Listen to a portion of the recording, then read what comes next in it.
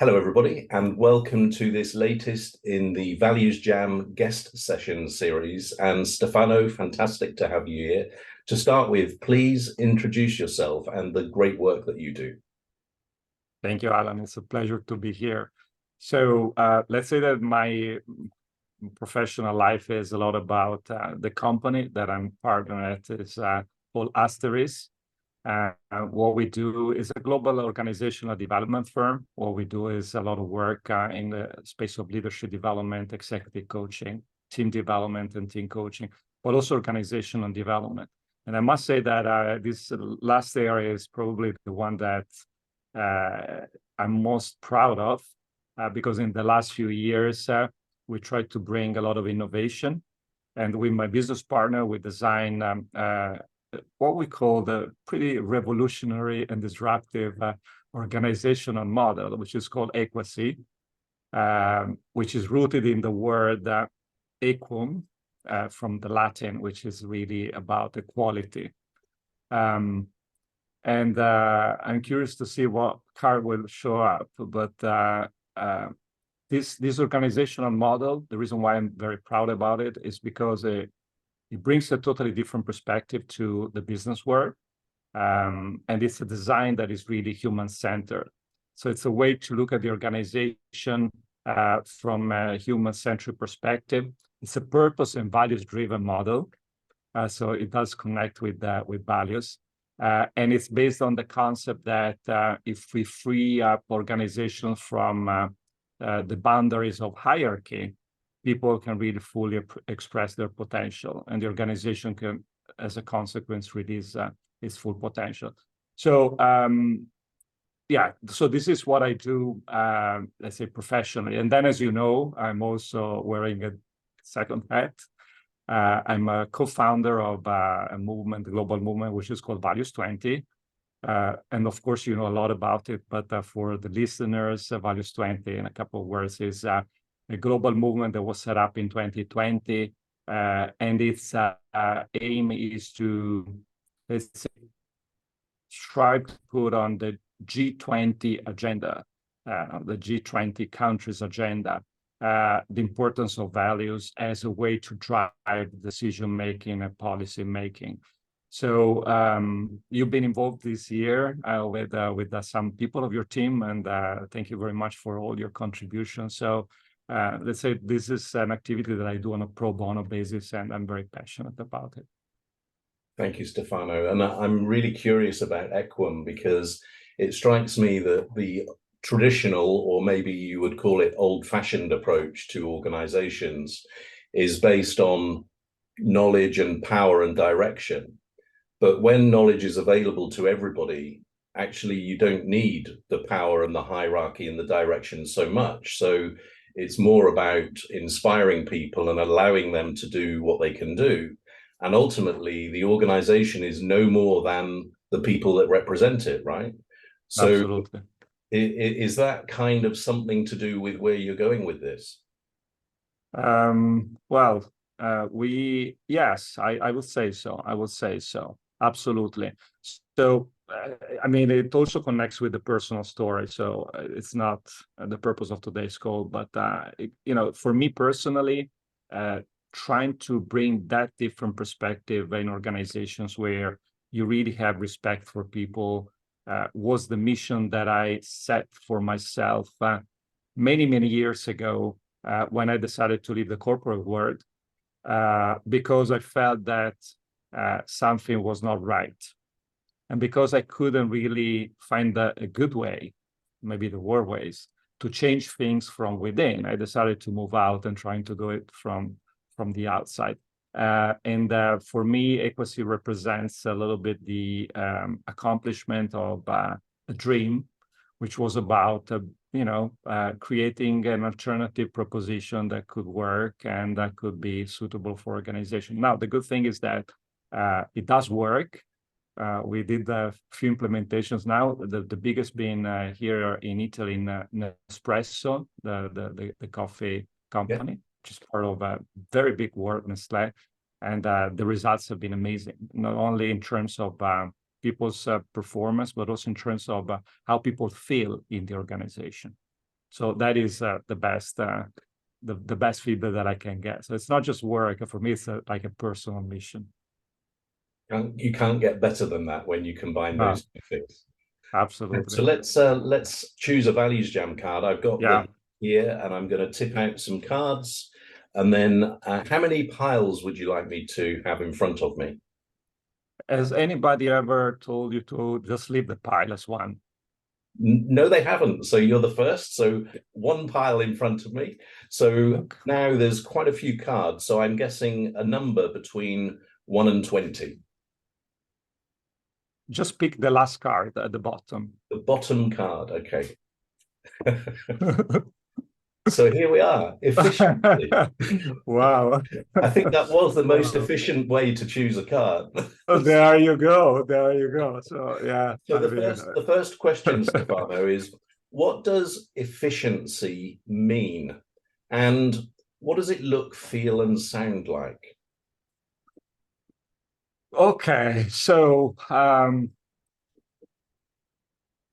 let me first share my initial reaction when I saw efficiency. Yeah, there are such inspiring values, and efficiency probably is not on my list of the most inspiring values, but I must say it's a very interesting one. So because it's the one that showed up, and I'm going to take the opportunity during this session to look for other inspiring angles to look at a word that otherwise could be boring.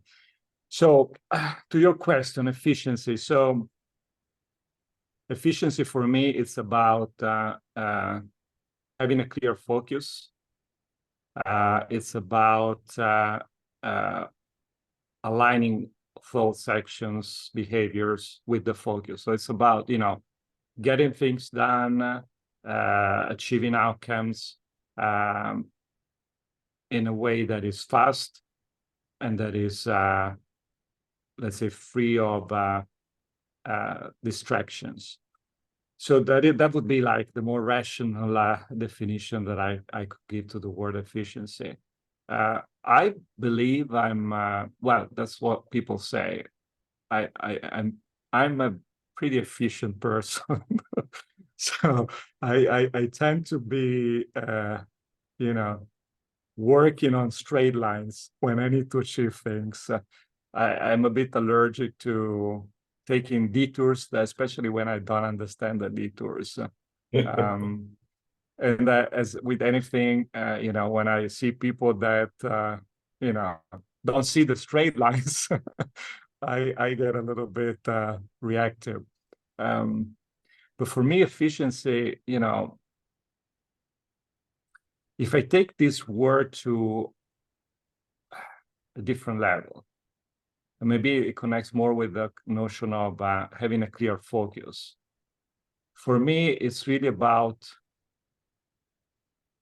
creating meaning, which is aligned with the purpose and the focus. And at this higher level, when I talk about being able to achieve outcomes and leave out distractions, it's really about being clear about your life purpose and aligning everything you do with it in a way that is, let's say, as much as possible consistent with it, and limiting everything that is getting in the way, those distractions, because, at the end of the day, we're talking about nature and how little we are in the scheme of things. Life is short. It would be a pity at the end to have spent a lot of time with distractions that are not aligned with the higher purpose. So I promised that I would try to look at efficiency from different angles. There is the more pragmatic, rational angle, but there is also this more spiritual and I think probably interesting part. Yeah, I mean, it's fascinating because I have the same or similar, from what you said, I have a similar relationship with the word efficiency, because you mentioned the word boring, and that word comes to me very quickly when I think about efficiency. But then you also said that people say you are efficient, and and that's a good thing. But I'm sure that you're not boring. So Well, I hope not. And similarly for me, I think the reason for this is that I tend to allow efficiency to blur into effective. They're different, but I tend to make them kind of the same, because there is no point in being efficient if you're not effective at the same time. And taking it to your higher level, I think of efficiency. Two things come to mind. One is the maximum return on the effort that you put in. So that equation between what you put in and what you get out. And I tend to think and try to look for ways in which you can get more out compared to what you have to put in, and that's efficiency. And then there's also a piece around efficiency, not for its own sake, but actually in order to create space to do stuff that you couldn't have done if you had been less efficient. So sometimes people, I had a call probably about a year ago now, and it was a group, and one of the ladies was talking, I'm not sure that it was about efficiency, but we got onto the topic, and it was in a work context. And she was saying, I just get fed up when I've got so much to do, and I don't attach a lot of importance to getting it done. And I just said to her, well, the reason I like to get things done efficiently is because then I can do some other stuff that I wouldn't have been able to do if I was less efficient. And she just, it was almost like a light bulb moment. She was like, I've never thought of it like that. I'm going to change the way that I look at things now. So I tend to give efficiency a bit of slack on that basis, in that if you are efficient, it's not about the thing, it's about what you can do in addition. And I loved it. Just before we move on, I loved your phrase that you're allergic to detours. And what about if we tap into that more creative side of our brain, what does the word efficiency look like? What images come to mind? What sounds? How does it feel? Well, so let's start with the feeling part. For me personally, efficiency is a lot about feeling in the flow. So I think you can actually feel it if you're being efficient. Things move fast. The direction is clear. You feel the energy. So that is the feeling that I get when I feel efficient. On the other hand, when I'm being inefficient, I can feel frustrated. I can feel disoriented. I can feel also, I can take it to the point of being angry at the same time, because, I hate wasting time, to be honest. I value every single second of my day. So that is when anger kicks in. If I feel like I'm wasting time because I'm not being efficient, then I get angry with myself. So that is the feeling part. How does it look like? Well, on a more pragmatic level, it looks like a checklist that at the end of the day is all checked. Priorities have been accomplished. So that is a very simple way to track it in a way. But also it's about the outcome that I get. So it's not about doing things, it's about how you do things. It's about how you feel while you're doing things. So for example, yesterday, I don't think I've been very efficient. So normally I think I'm very efficient. And, my colleagues say, we don't understand how you can handle so many things at the same time. We don't understand how you can get this much done in 24 hours. And the reality is that it's not even 24 hours. It's my working hours. But yesterday, I don't think I've been very efficient, especially in the afternoon. Now, I think this is partially due to the fact that I'm during summertime, I'm suffering from low pressure, blood low pressure. So what happens is that during the day, my energy level, goes down pretty quickly. So in the afternoon, I'm pretty tired. So there is a physical element to that. But there is another element that I think is important. Because this week was my first week of work after the holidays, as you can imagine, there were a lot of things that needed to be restarted after the holidays, work-wise, personally-wise. So I think that what made me inefficient yesterday was the fact that I couldn't really focus on a limited number of things. I was multitasking a lot. And for me, multitasking is a killer of efficiency. And I'm very careful not to fall into that trap to the point that when I want to take a full hour to focus on something or a couple of hours, I normally close emails, switch off the phone. I even have a nice app that is tracking my ability to keep the focus during the allotted time. But yesterday I kind of lost it. So long answer to say, I don't know if in the long answer you got what you were looking for in terms of your question, but yeah, that was my reaction to your question.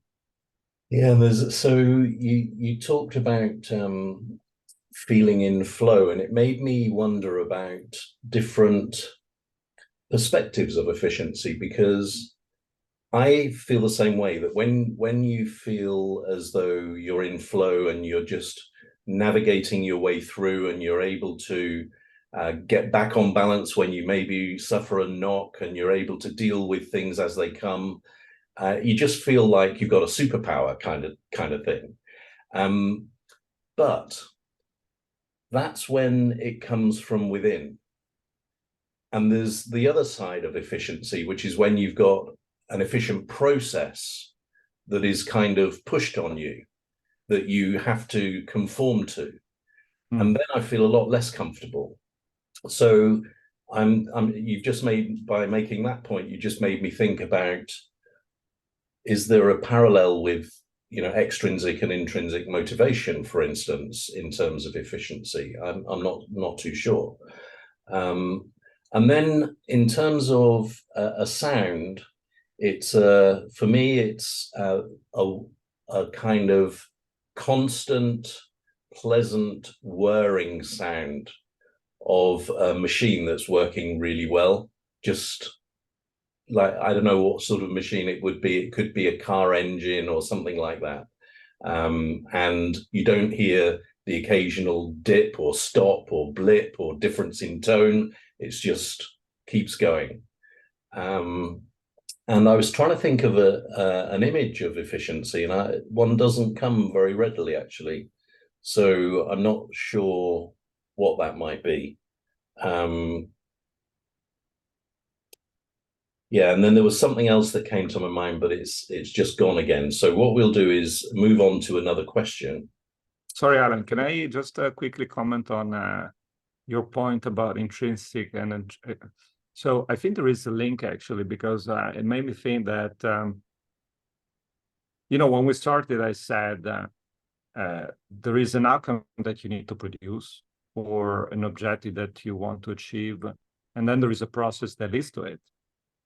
However you want to define the process. I think that if the outcome or the objective is something that is important to you also on a personal level, that is actually touching the course of your intrinsic motivation, so it's an important driver in that sense, I think you need less of a process or of a structured process, and it's easier to get into that type of flow.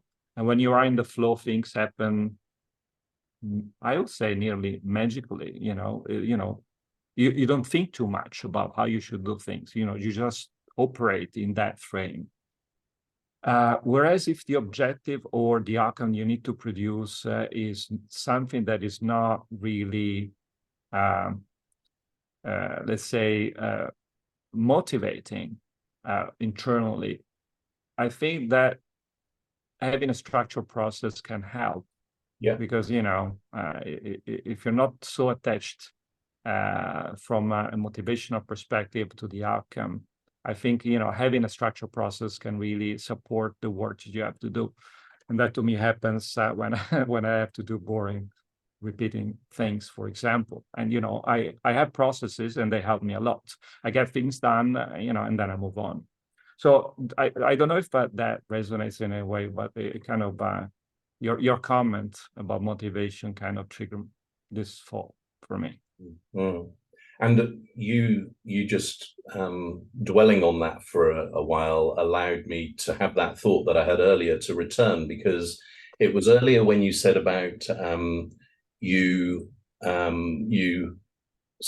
it was something like you savor every second of your day, and you become angry when there is inefficiency for you.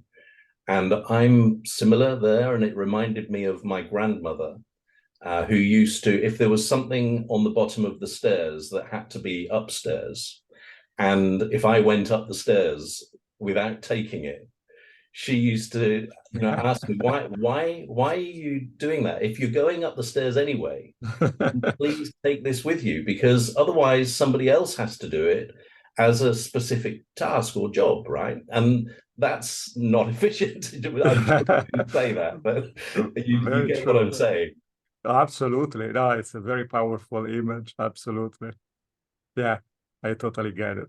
And even when this sounds maybe a little bit crazy, but if I'm making a cup of tea or coffee, or I drink hot water actually. So anyway, boiling the kettle, I have to find something to do while you know, some people can just stand there and wait for the kettle to boil, but I'm like, well, that's 90 seconds and or whatever it is.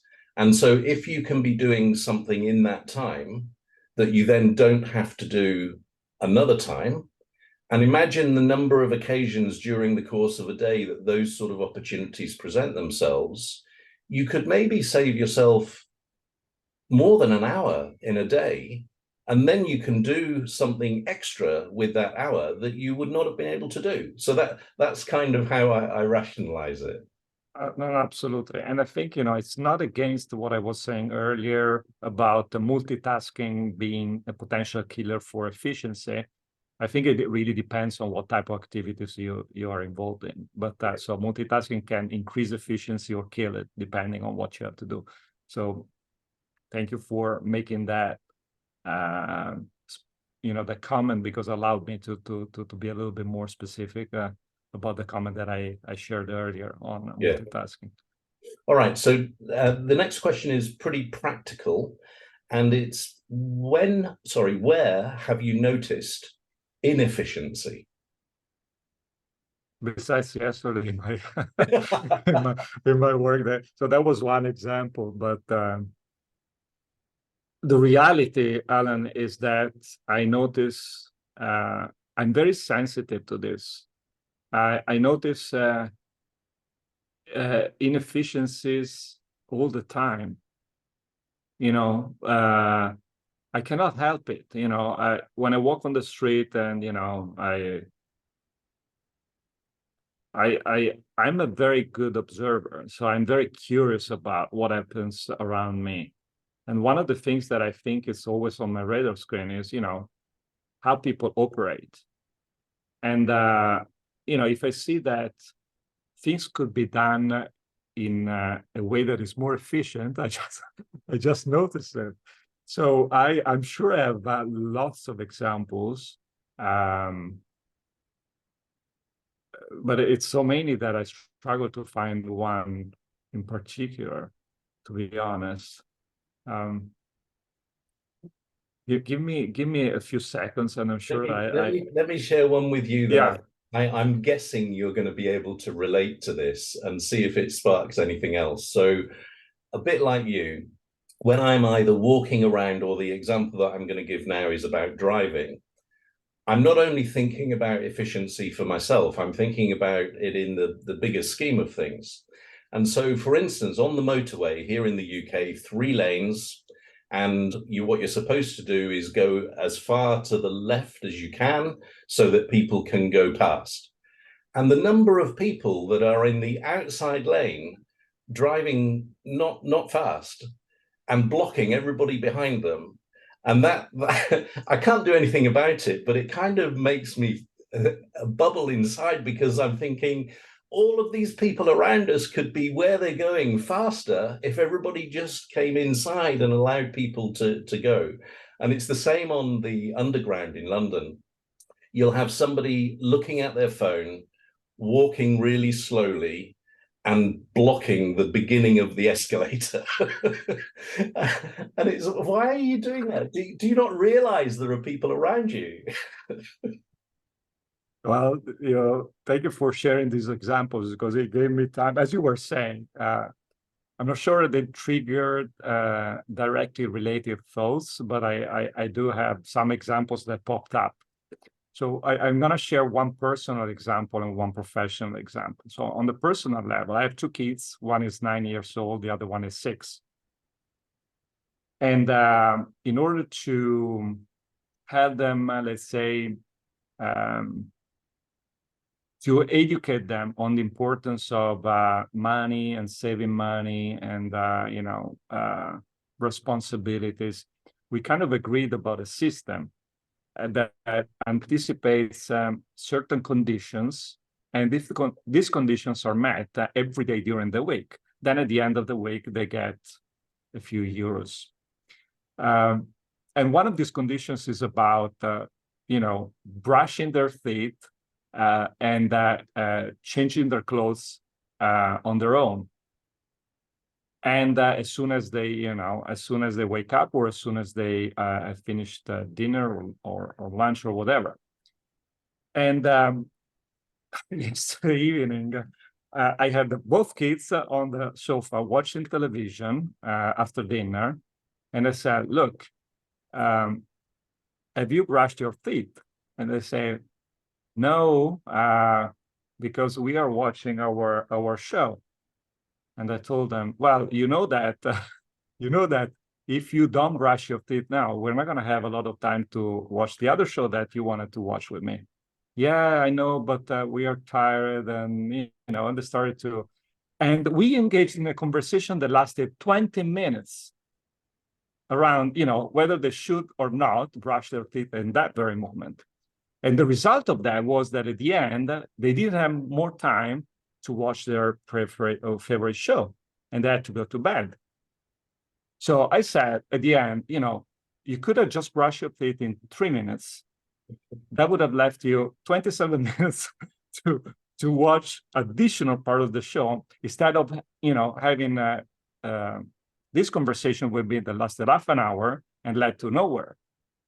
So that for me was a clear example of inefficiency. So and it's also a clear example of how I'm trying to engage with them, so that they understand that, by saving time, they make my time for, as you were saying, something else that is more valuable for them. But with kids, it's extremely difficult to do this, at least with my kids. On the professional example, I don't know what your experience is, but I think if I think about my clients, we normally work with large organizations, and the people that work in this organization, they work in very hectic environment, and there's a lot of confusion. The speed is crazy. There is overload. So there is a lot that is actually making it difficult to be efficient. And I totally relate with that, and I totally understand it, because I've been part of that world. But there are some times, and it happens quite a few times actually, that I think you make your life more difficult than what it could be. Sometimes I just think that they complicate their life more, so by being inefficient. So one example is, I've been dealing with the procurement office of a client lately for a big project that landed for us. And of course, the first step is to deal with all the procedures of procurement. And I'm not going into the details of this, but it's taking over a month to fill in a few forms online, because the process that we're trying to follow is not applicable to the type of activities that we're going to deliver in this organization. And I've been wasting hours of my time with the procurement office trying to help them understand that this is not applicable. And they've been wasting hours of their time trying to convince me that we need to find any way, a solution, because that's the way it is. The process works in that way. So that for me is, inefficiency that could be evitable, but it's not. And, it's part of how organizations work, and it's embedded in their system. And, going back to my allergy, I mean, this is really driving me crazy. It doesn't surprise me, and you've reminded me, I started to do some work with a bank who are based out of Japan. And they work through, on the property side, they work through a service partner. And the service partner is the person that would be engaging me rather than the bank directly, which is kind of normal in that situation.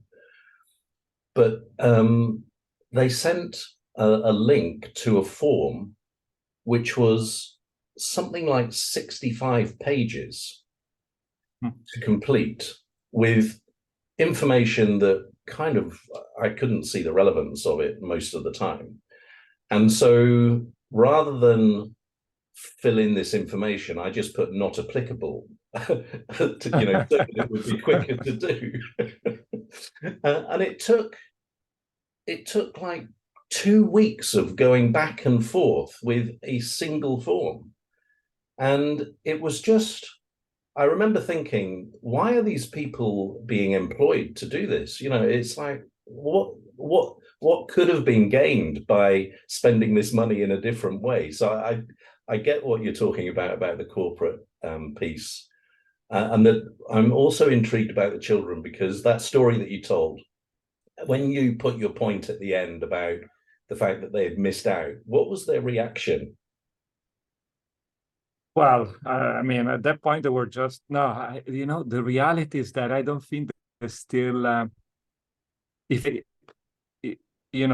tonight is going to be the same situation, I think they would act exactly in the same way. So right. The reality is that they feel upset at the end because, not so much because they understood that they could have done in a different way. They got upset just because, they felt like it was my fault to waste half an hour of their time, whereas, it could have gone the way they wanted to go. So it's really, really interesting as a parent also to find ways to help them understand concepts that can have a different interpretation at different stages of development, and tune in the right stage for them to understand it. Yeah. And probably yesterday I wasn't able to do that. So my learning is really about, how can I stay on this so that they really understand the value of efficiency in that sense, but in a way that makes sense to them too. And that for me is an ongoing process as a parent, of course. Yeah. I mean, it's also something to do with clarity and probably a single perspective of what the agenda is, because their agenda was to watch their extra show. Your agenda was kind of general education as they're growing up. So automatically there's a difference there. And so no surprise. But we had 4 children, so been through it once, but now our eldest daughter has her own children. So Jacob is 4 now. And his dad was telling me the other day, Jacob said to his dad, "Dad, if you're not going to let me have that chocolate cookie, I'm not going to love you anymore." Yeah, well, I heard that many times. I heard that, not with cookies necessarily, but the second part that was exactly the same. So let's move the conversation on with efficiency. And in ValuesJam, you have the opportunity to ask your own question about efficiency. So can I invite Yeah. you to do that? So beginning with who, what, where, when, why, or how, give us a question to explore with about efficiency. Right. So maybe one question is, how is efficiency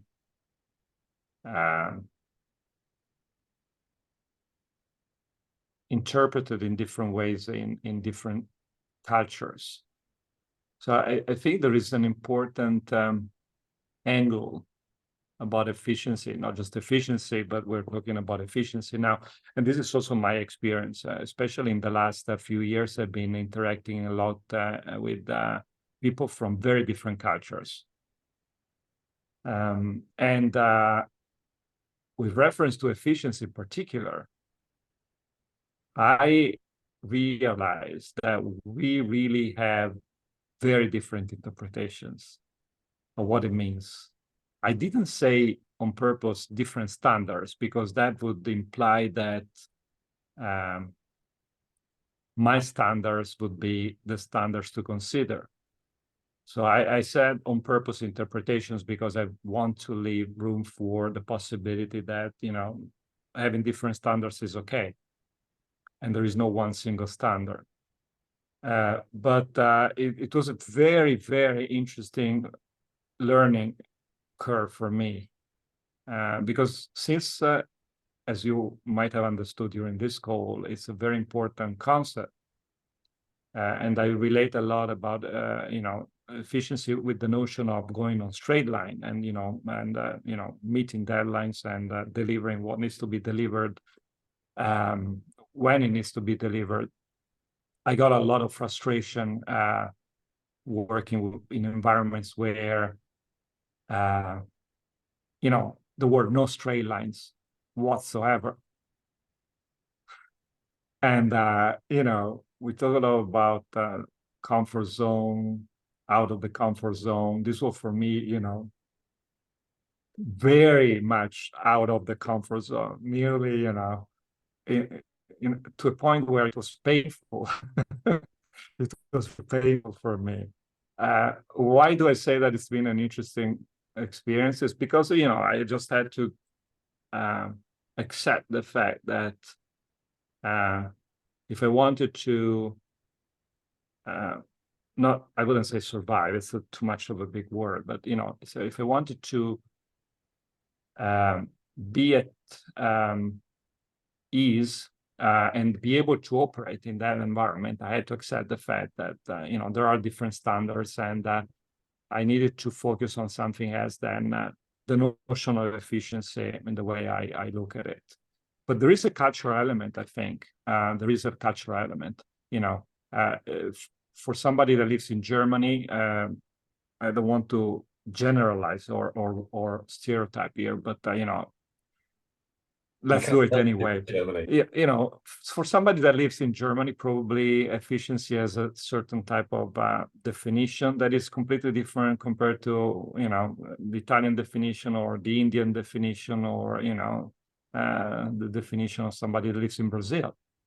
And, you know, that is okay. It's part of the culture. So I think it's very important to understand that there are these differences and be able to find ways to operate in an environment where different cultures meet, having different interpretations of the word efficiency in this case, but keeping in mind that, you know, there is still a possibility to engage in partnerships and get things done. So yeah, so I asked the question, I kind of started to answer the question. I'm also interested in your take on this, of course, Alan. Yeah, I think it's a great question, and I'm wondering whether it kind of extends into human relationships, and obviously cultural difference plays into that a lot. But is it actually the cultural difference that is the key point, or is it the relationships between the people? And just to tell you a story to kind of get us into this, I used to work for Marriott, and we had a global service excellence program called Spirit to Serve. And so I was invited to go to Mexico to train the people from Latin America in this 1 week training. So when I got there on the first morning, I turned up like half an hour before the start time to meet my local person. And we waited. And then people started to arrive pretty much the start time. And about half an hour later, a few more people came, and then everybody was there late. Then we had a morning break and everybody came back late. And at lunchtime, I said to the local person, we've got 5 days of stuff to get through here, and we can't do that if this is going to happen every time. And she said to me, well, this is Latin America. That's just the way it is. That's the way that we do things, right? So I'm like you, but I'm from the UK and we do things on time and all of this sort of stuff. But so I had to think about it. And when they came back late after lunch, I just said to them, I've got some good news and some not so good news. Which would you prefer to hear first? So somebody says, well, can we get the good news? Yeah, that's fine. And I've accepted that here you're used to not necessarily being on time. And I accept that. I understand that after every break, you're going to be late back. So somebody else said, what's the not so good news? So I said, well, the deal is this. You're not going to be any more than 5 minutes late. Is that okay? Can we agree that? And so in the end, there was an agreement. And then I remember saying, there's one other thing that I have to ask you. Could somebody, and they were quite a lively crowd. So I asked them, is there anybody here that would volunteer to be the social secretary for our week here? This was in Cancun in Mexico. And your job is to make sure that nobody goes to bed before 2 o'clock in the morning. Is anybody up for that? So somebody voted, and we did the work. We had a wild time in the evenings, and it was brilliant. So from an efficiency point of view, my perspective of efficiency was not met right at the beginning, but in terms of efficiency for the whole program, by the end of it, absolutely it was met. And there were two different cultures involved. So that story came to your point. Yeah, I mean, yeah, and I totally see how, notwithstanding the different cultures and the fact that it's hard to change very rooted habits, I think it's still possible to find a way to have agreements that still allow a positive outcome. So I totally relate with them. And that makes me think that sometimes we stay in our frustration, holding on to the idea that things should work in a certain way and that it's wrong if they work in another way. Without engaging in that other type of conversation, and that is even more detrimental than, it just makes me think about the importance of, and sometimes we lose sight of it, of having open and transparent conversations about expectations and and agree standards that at the end of the day work for all. It might not be, their standards or our standards, but it's something that anyway leads to the outcome that is expected or close to it. So I try to pay attention to this because, as in my profession, it's very important. I spend a lot of time working as a coach or as a, facilitator with groups. And this is something you need to keep in mind. Otherwise, it can really have a negative impact on the whole performance of the workshop and the value that is generated from it. So, but I sometimes see how it could be easy to lose sight of it because of your attachment to certain ideas of how things should work in order to be efficient, in order to guarantee the outcome. Mm. And I've got a follow-up question for you in terms of dealing with different cultures, because like we've talked about, people might see a different way of doing things than you're used to. And you might move towards them in order to get the thing done. But how do you deal with the feeling that you're still being inefficient and that you could still do this better if you did it a different way? Well, what I do personally, I just get to a point where it's all about expectations, Alan, I think, and attachment to your expectations. So I think for me personally, when I realize I'm in that place, I just reframe my expectations. And as a consequence of that, also my attachment to the old expectation is dropped. And that completely changes the dynamic, and how I feel and interact in that space.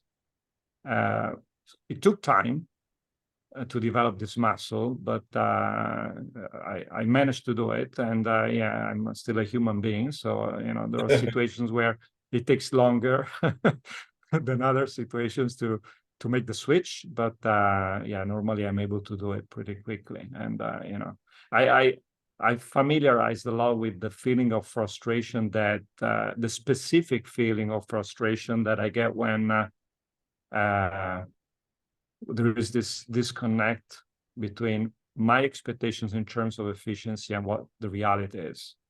So I can relate to that feeling very, very quickly. So normally when that happens, that triggers the question of whether I should reframe my expectations.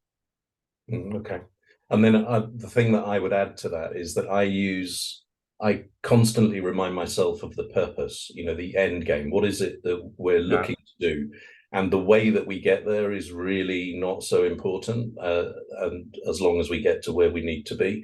And then I find that I'm less attached to the way that I thought we were going to do it, which is only a means to an end. It's the end that is the most important thing. So, Stefano, this time has just flown by today, and I'm going to bring the Values Jam to a close with a final question, which is this. What are you encouraged to do differently about efficiency as a result of our conversation?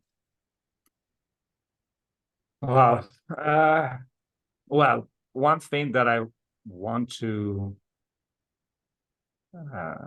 focus on now is, I'm still thinking about the example with my kids. Why is this so important for me? To help them understand not so much the concept of efficiency, but the concept of the importance of valuing their time, even if they are so young. It's because I can tell now how time can really fly. And I totally know that at their age, this is a concept that is completely part of a different world. And I'm not expecting them to have the same perspective about the value of time that I have, because they will probably get there when they're 50, like me. But I still believe that at that age, they can make very important choices about their use, how they use their time, which are going to affect how they will feel about their lives more down the road. So one thing that I want to focus on and do is to keep working on this concept and keep engaging with them until I find a way to have a conversation that makes sense for them too on this very subject. Okay, and if I could push you to consider what could be your first step towards that, what does that look like? Well, it looks like tonight, tonight, even before they sit down on the sofa to watch the show, I'm gonna remind them about the conversation we had yesterday. And I will try with different words, maybe from a different angle, which I will explore today, how to do with that. To have them, take one step forward in the understanding of this and why it's important. Okay. And a suggestion, whether you take it on board or not, is up to you. But it feels to me as though the conversation might be something to do with their ability to make choices. So, if you choose to do this, just realize the consequences of that. Yeah. You may be giving up. And then if that's your choice, that's your choice. And mine is going to sound a slightly obsessive, if not more than slightly. So what I am going to do today is I'm going to keep a note every time that I fill in downtime, so that at the end of the day, I realize how much I've been able to do more than I would have done if I had not used that downtime. So you remember the example about while the kettle is boiling, do something. So if that's 90 seconds, keep adding to that during the day when I make use of downtime. And then at the end, I'm really intrigued to see how much time I've got that I would not have had otherwise. So I think it sounds very pragmatic, concrete, and measurable. So very efficient, Alan. Well, on that note, thank you, Stefano, for this Values Jam. It's been a delight. Thank you, Alan. Thank you.